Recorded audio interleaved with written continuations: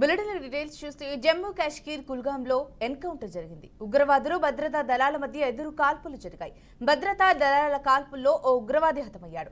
ఉగ్రవాదుల కాల్పుల్లో ఆర్మీ అధికారికి గాయాలయ్యాయి. మరోవైపు ఉగ్రవాదుల కోసం సెర్చ్ ఆపరేషన్ కొనసాగుతోంది. అలాగే ఉగ్రకుట్ర కేసులో జమ్మూ కాశ్మీర్తో పాటు 5 రాష్ట్రాల్లో ఎన్ఐఏ సోదాలు చేస్తోంది.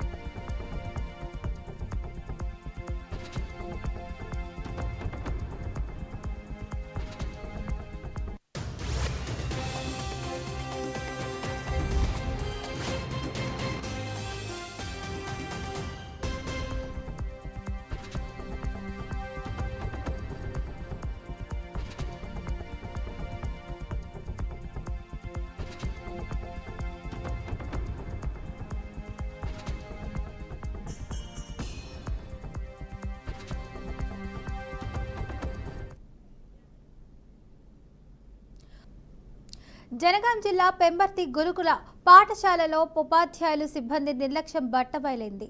పట్టపగలే ఓ వ్యక్తి బీర్ బాటిల్తో గురుకుల పాఠశాలలోకి వెళ్లడంతో పేరెంట్స్ నిరసన చేపట్టారు. ఈ ఘటనతో బాలికల భద్రతపై తల్లిదండ్రులు ఆందోళన చెందుతున్నారు. అధికారుల పర్యవేక్షణ లోపం వల్లే జరుగుతుందంటూ ఆగ్రహం వ్యక్తం చేస్తున్నారు.